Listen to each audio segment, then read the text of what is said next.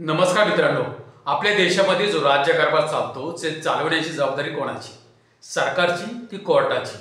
हा प्रश्न मी तुम्हाला यासाठी विचारतोय की आपल्या देशामध्ये जे राज्यकारभार केला जातो तो कशा पद्धतीने केला जातो हे ठरतं आपल्या देशामध्ये दर 5 वर्षांनी ज्या निवडणुका होतात त्याच्यामधून आपण ज्यांना निवडतो आणि त्याच्यामधून ज्या पार्टीला बहुमत मिळतं ती पार्टी सत्तेमध्ये बसून सरकार बनवते आणि आपली अपेक्षा हे असते एक नागरिक म्हणून की जे आम्ही सरकार निवडून दिलेलं आहे, ज्या पार्टीला पण आम्ही बहुमत दिलेलं आहे त्या पार्टीने देशाचा जो कारभार आहे तो योग्य प्रकारे त्यांनी चालवावा ही अपेक्षा ही सरकारकडून आपली असते.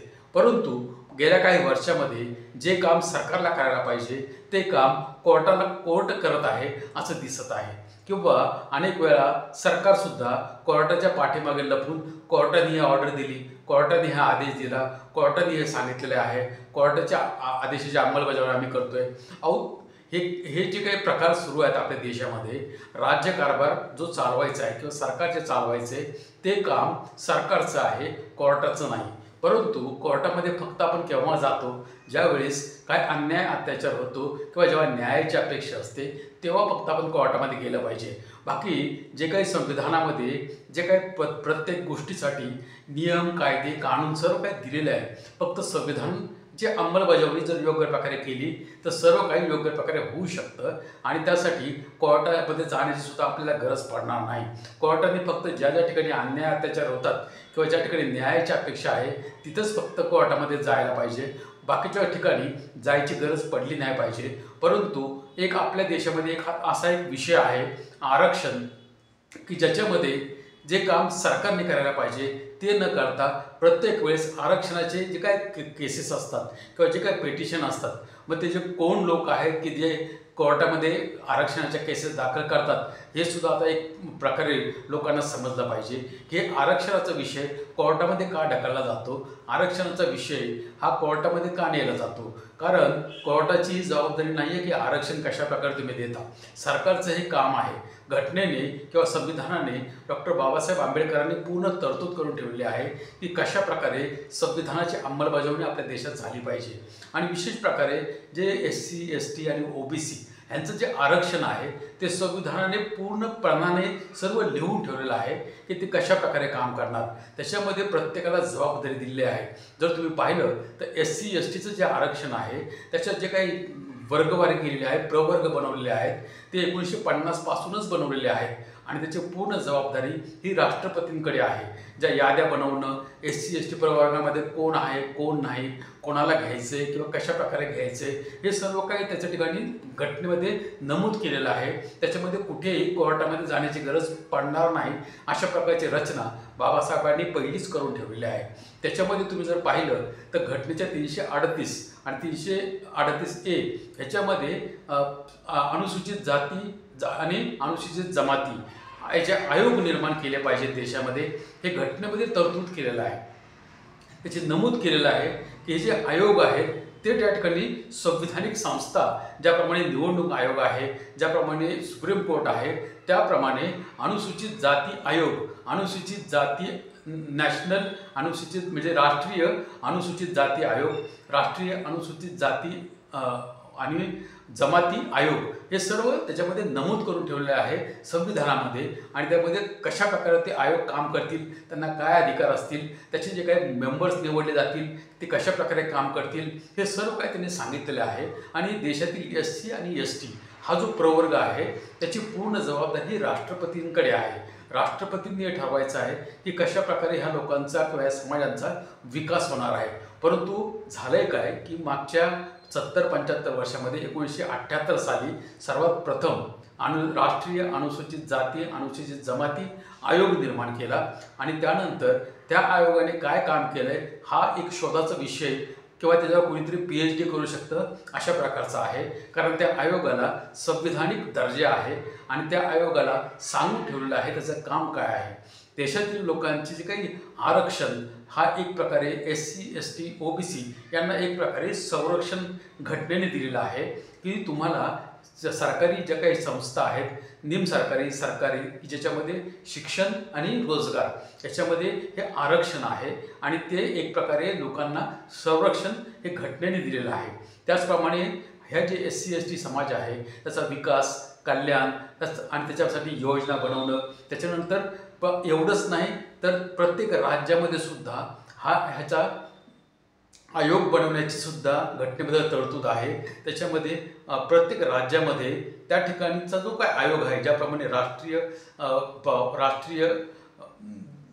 आयोग आहे अनुसूचित जाती आयोग, त्याचप्रमाणे राज्यामध्ये सुद्धा राज्य अनुसूचित जाती आयोग, राज्य अनुसूचित जाती जमाती आयोग, राज्य इतर मागास आयोग, अशा प्रकारचे आयोग प्रत्येक राज्यामध्ये सुद्धा कार्यरत आहेत। मग ते नेमके काम काय करतात, जो काही अनेक वेळा आपण मध्ये पाहिलं असेल की खूप वेळेला कोर्टामध्ये केसेस जातात आणि त्या ठिकाणी इम्पिरियल डाटा मागितला जातो। इम्पिरियल डेटा हा काय आहे? इम्पिरियल डेटा याचा अर्थ की आपल्या देशामध्ये जे अनुसूचित जाती, अनुसूचित जमाती आणि जे काही OBC समाज आहे त्यांची प्रगती किती झाली, किंवा त्याच्यामध्ये कोणाला बेनिफिट मिळाला, कोणाला बेनिफिट नाही मिळाला, कोणत्या जातींना प्रवर्गाला बेनिफिट मिळाला, कोणत्या जाती मागे राहिल्या, ह्याचे जे काही टेस्ट असतात त्याच्यामध्ये एक विभागणी करणं आवश्यक असतं। आणि ते काम राज्य मागासवर्ग आयोग, राज्य जो काही जनजाती किंवा ज्याला जनजाती ज्याला म्हटलं जातं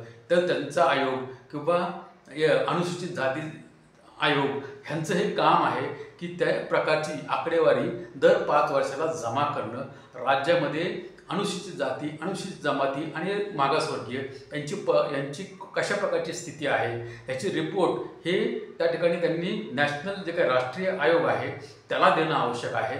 आणि राष्ट्रीय आयोगाची जबाबदारी आहे की त्यांनी त्या प्रकारचे रिपोर्ट राष्ट्रपतीला दिले पाहिजेत आणि राष्ट्रपतींनाही सांगितलं पाहिजे की अशा प्रकारे SC ST आणि OBC हे जे समाज आहेत यांची या प्रकारची परिस्थिती आहे आणि त्यांना घटनेने जे संरक्षण दिलेलं आहे त्याचं पालन होणं महत्त्वाचं आहे।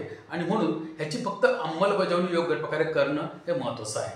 मग येतो तिन्ही जे आयोग आहेत SC ST आणि OBC ह्या तिन्ही आयोगाची जर अंमलबजावणी मागच्या 75 वर्षामध्ये आणि हे जे काही राष्ट्रीय आयोग आणि राज्य आयोग निर्माण केलेले आहेत ह्यांनी जर योग्य प्रकारे काम केलं असतं आणि त्या प्रकारचे रिपोर्ट जर योग्य प्रकारे नॅशनल आयोगाला आणि राष्ट्रपतींना दिले असते तर राष्ट्रपतींनी सरकारला सांगून ह्या ज्या काही वेगवेगळ्या योजना किंवा जे काही आरक्षणच्या आज ज्या प्रकारे बोंबाबोंब संपूर्ण देशामध्ये उडालेली आहे आणि प्रत्येक समाज आज उठतो आणि म्हणतो आम्हाला आरक्षण द्या, आणि ही जी परिस्थिती निर्माण झालेली आहे ह्याला कारणीभूत हे जे आयोग बनवले आहेत हे आयोग नक्की काय काम करतात ह्याच्या बाबतीमध्ये प्रश्नचिन्ह आज निर्माण झालेलं आहे।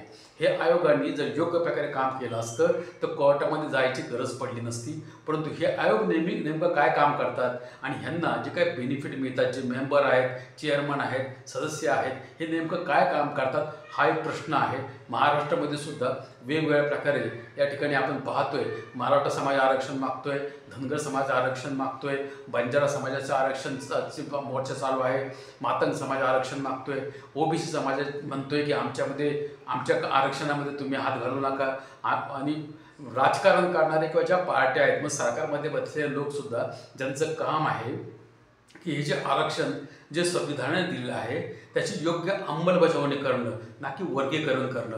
परंतु काय झालं माहिती आहे का, आज आपल्या देशामध्ये प्रॉब्लेम हा झाला आहे की ज्या पॉलिटिकल पार्ट्या आहेत त्यांचा इंटरेस्ट अंमलबजावणीपेक्षा वर्गीकरण कसं होईल याच्यामध्ये आहे। आणि या वर्गीकरणामध्ये 2 जे उदाहरणं आता मी तुमच्याशी शेअर करणार आहे, तुम्हाला सांगणार आहे, ही 2 उदाहरणं जर तुम्ही समजून घेतली ना तर देशामध्ये राजकारण काय चाललेलं आहे आणि उपवर्गीकरण करणं किंवा त्याच्यामध्ये कोर्टाचा वापर कशा प्रकारे केला जातोय हे तुमच्या लक्षामध्ये येईल। आणि म्हणून सर्वात प्रथम आपण OBC समाजाच्या बाबतीमध्ये काय झालं ते बघूया।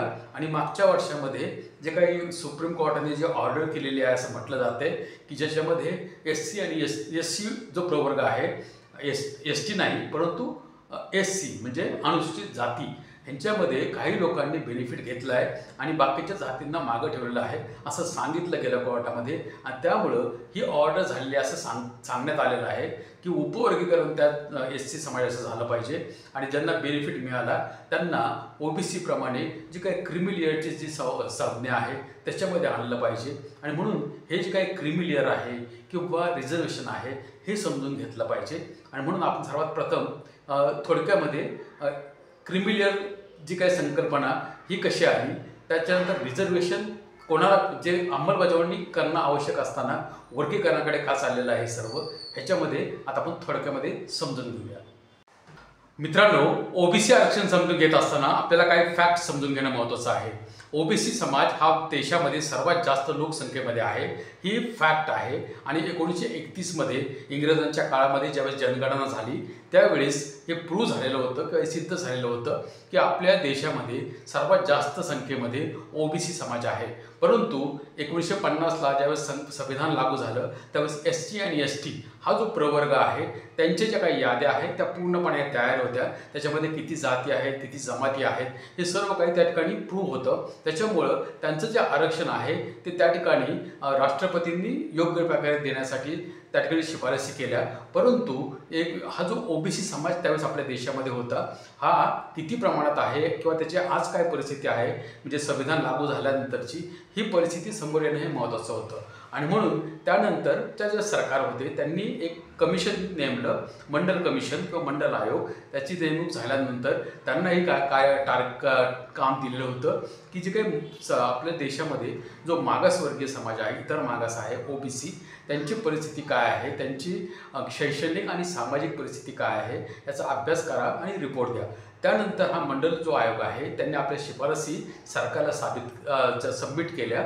आणि त्याच्यानंतर 1990मध्ये हा जो मंडल आयोग आहे त्या मंडल आयोगाची ज्या शिफारशी होत्या त्याच्यामधल्या काही शिफारशी ह्या लागू झाल्या. आणि त्याच्यामध्ये जे काही केंद्र सरकार आहे त्यांनी ओबीसी समाजाला असं गृहीत धरलं की 52%, कारण जी काही लोकसंख्या आहे ती त्याची जनसंख्या गिनती किंवा ज्याला आपण म्हणतो त्यांची आकडेवारी किती खरं आहे हे समजलेलंच नाही, कारण त्यांची आजपर्यंत जे काही ओबीसीची जे काही जनगणना आहे ती झालेली नाही आहे. त्याच्यामुळं एक 52% हे गृहीत धरलं गेलं आणि त्याच्यावर 27% जे आरक्षण आहे ते ओबीसी समाजाला दिलं गेलं. परंतु त्यानंतर एक केस झाली जी सुप्रीम कोर्टामध्ये, Indira Sahni versus union of India, ज्याला मंडल आयोगाची केस म्हटलं जातं. आणि त्याच्यानंतर सुप्रीम कोर्टामध्ये एक कन्सेप्ट आला क्रिमिलेअरचा कन्सेप्ट. क्रिमिलेअरचा अर्थ आणि त्याच्यामध्ये नंतर जे काही सरकारने त्याच्यामध्ये जे काही मग तरतुदी केल्या आयोग सुप्रीम कोर्टाच्या ऑर्डरनंतर,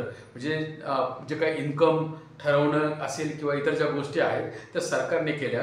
परंतु संविधानामध्ये कुठेही क्रिमिलेअर ही संकल्पना नाही आहे किंवा basic structure of the constitution ह्याला धरून आणि इक्वॅलिटी जी प्रिन्सिपल आहे आपल्या संविधानाचं ह्याला धरून हे क्रिमिलेअरचा कन्सेप्ट हा सुप्रीम कोर्टाने त्या ठिकाणी सर्वात प्रथम स्वातंत्र्यानंतर हा त्या ठिकाणी दिला. आणि त्याला आधार किंवा त्याला ग्राह्य धरून जे काही सरकार आहे त्या सरकारने पुढे 8 लाखाची एक मर्यादा त्या ठिकाणी घालून ठेवली की 8 लाखाच्या पुढे वर ज्यांचं इन्कम आहे त्यांना ओबीसीच्या ज्या काही सवलती आहेत त्या मिळणार नाहीत. त्याचप्रमाणे ज्यांनी ह्या ओबीसीचं जे आरक्षण आहे त्याचा लाभ घेऊन सरकारी नोकऱ्या आणि शिक्षणामध्ये फायदा घेतलेला आहे त्यांना पण याचा लाभ मिळणार नाही. परंतु जी ओबीसी समाजामध्ये जी काही मागास जाती आहेत त्यांना याचा फक्त लाभ मिळेल. आणि त्या प्रकारची रचना ही देशामध्ये मागच्या 30-32 वर्षामध्ये लागू आहे. आणि म्हणून आजची ज्या परिस्थितीनुसार जर आपण विचार केला तर आपल्या देशामध्ये जो ओबीसी समाज आहे त्याची जनगणना न होता 27% त्याला आरक्षण आहे. परंतु हे जे 27% आरक्षण आहे त्याची अंमलबजावणी देशामध्ये कशा प्रकारे होतीये हा सुद्धा एक शोधाचा विषय आहे. कारण आत्ताच मध्ये राहुल गांधींनी जे काही मध्ये संविधान सभा त्यांनी वेगवेगळ्या देशामध्ये घेतल्या त्यावेळेस त्यांनी सांगितलं होतं की जे काही क्लास A आणि क्लास B ह्याच्यामध्ये ओबीसी समाजाचे किती लोक आहेत किंवा SC STचे किती लोक आहेत किंवा गव्हर्नमेंट सेक्रेटरी लेवलवर ओबीसी समाजाचे किती लोक आहेत, हे सर्व जेव्हा त्यांनी आकडेवारी जाहीर केली त्यावेळेस त्याच्यामध्ये एक गोष्ट समजली की एक दोन समाज आहेत जे उच्चवर्णीय जे आहेत त्यांचीच त्या ठिकाणी भरती आहे. आणि ज्या मग मोठ्या जागा आहेत मग गव्हर्नमेंटच्या लेवलच्या जितके पण क्लास A1 आणि क्लास B ऑफिसर्स आहेत हे सगळं उच्चवर्णीयांमधले आहेत. परंतु जे काही SC ST आणि ओबीसी यांना आरक्षण आहे परंतु त्यांच्या ज्या जागा आहेत किंवा त्यांचे जे प्रतिनिधित्व आहे ते त्या ठिकाणी नाही. आणि म्हणून राहुल गांधी जे म्हणतायत की या ठिकाणी आमचं जर सरकार आलं तर आम्ही ही जी 50%ची जी कॅप आहे ती आम्ही उडवून लावू, कारण ती जी कॅप आहे ती सुद्धा संविधानामध्ये कुठेही नाही. आणि क्रिमिलेअरचा जो कन्सेप्ट आहे तो सुद्धा संविधानामध्ये कुठेही नाही. त्यामुळे राहुल गांधी जे म्हणतायत की आमची जर सरकार आलं तर आम्ही या दोन्ही गोष्टींमध्ये बदल करू, ते एका दृष्टीने जर म्हटलं तर बरोबर आहे. आणि म्हणून त्याच्यावर आपल्याला न जाता आपण आता एक गोष्ट समजून घेतली पाहिजे की ओबीसी समाजाला 27% आरक्षण आहे, परंतु ते 27% आरक्षण खरंच योग्य प्रकारे लोकांना मिळते की नाही हे लोकांनी न विचारता त्यांचे जे ओबीसीचे जे काही नेते आहेत ते फक्त आमच्यामध्ये तुम्ही येऊ नका, तुमच्यामध्ये आम्ही येऊ नका, आमच्यातलं आरक्षण तुम्ही देऊ नका, त्यांच्यातलं आरक्षण देऊ नका. पण तुम्हाला जे 27% जे आरक्षण मिळाले ते आरक्षण सर्व समाजाला मिळते का नाही ह्याच्यावर तुम्ही का मांडत नाही. मग कोणतेच पक्ष किंवा कोणत्याच पार्टीमध्ये जे नेते आहेत ओबीसी नेते ते आवाज का करत नाही की हे जे 27% आरक्षण आमचं जे आहे त्याची अंमलबजावणी योग्य प्रकारे झाली पाहिजे. वर्गीकरण करा किंवा त्याच्यामध्ये फक्त ह्याला बेनिफिट मिळाला आहे त्याला बेनिफिट नाही मिळाला हे करून राजकारण करण्याची काय गरज आहे. परंतु आपल्या राज्यामध्ये म्हणा किंवा देशामध्ये म्हणा सर्व ठिकाणी फक्त त्याचं राजकारण होताना दिसत आहे, अंमलबजावणीसाठी कोणी भांडताना दिसत नाही. आणि म्हणून काय झालं आहे की महाराष्ट्रावर जर आपण विचार केला तर महाराष्ट्रामध्ये सुद्धा हीच गोष्ट आपल्याला पाहायला मिळते.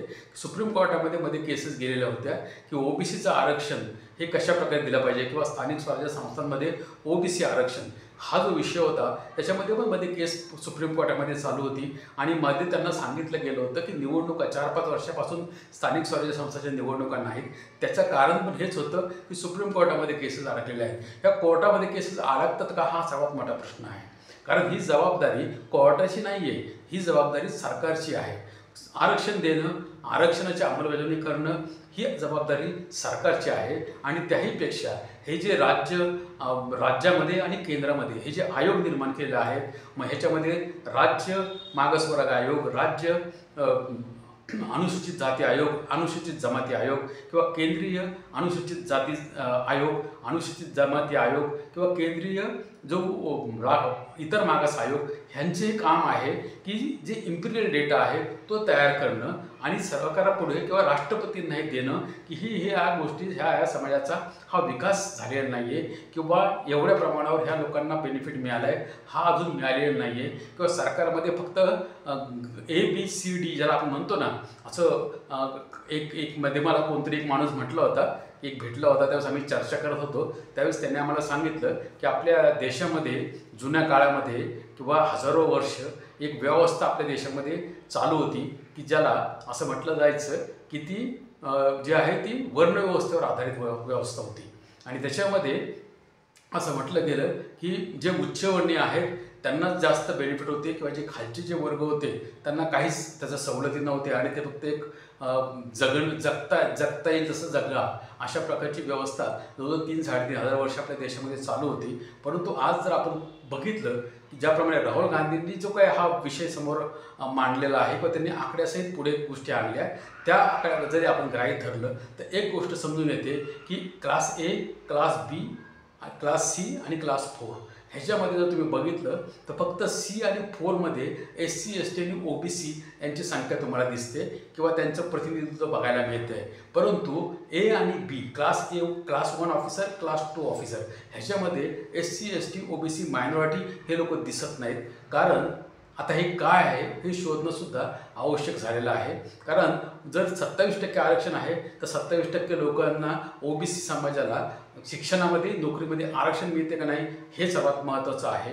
त्याच्यानंतर जर 12% अनुसूचित जातींना आरक्षण आहे तर ते 12% प्रतिनिधित्व त्या ठिकाणी आहे की नाही सरकारमध्ये हे बघणं आवश्यक आहे. किंवा 7.5% जे आरक्षण जो काही इतर जमाती म्हणजे अनुसूचित जमातींना आहे ते त्यांना आहे की नाही हे पाहणं आवश्यक आहे. परंतु ह्याच्यावर जे काही राजकीय पक्ष आहेत ते भांडताना न दिसता ते फक्त ह्याची काही गोष्टी ज्याच्यावर राजकारण करता येईल अशाच गोष्टी समोर आणतायत. आणि ही खरोखर ह्या समाजाने सुद्धा याचा विचार केला पाहिजे हे काय आपल्या देशामध्ये चाललेलं आहे. आणि आपल्या महाराष्ट्रामध्ये जर आता आपण आलो आणि महाराष्ट्राचा जर आपण याचा विचार केला तर महाराष्ट्रामध्ये आज आपल्या समोरची परिस्थिती आहे.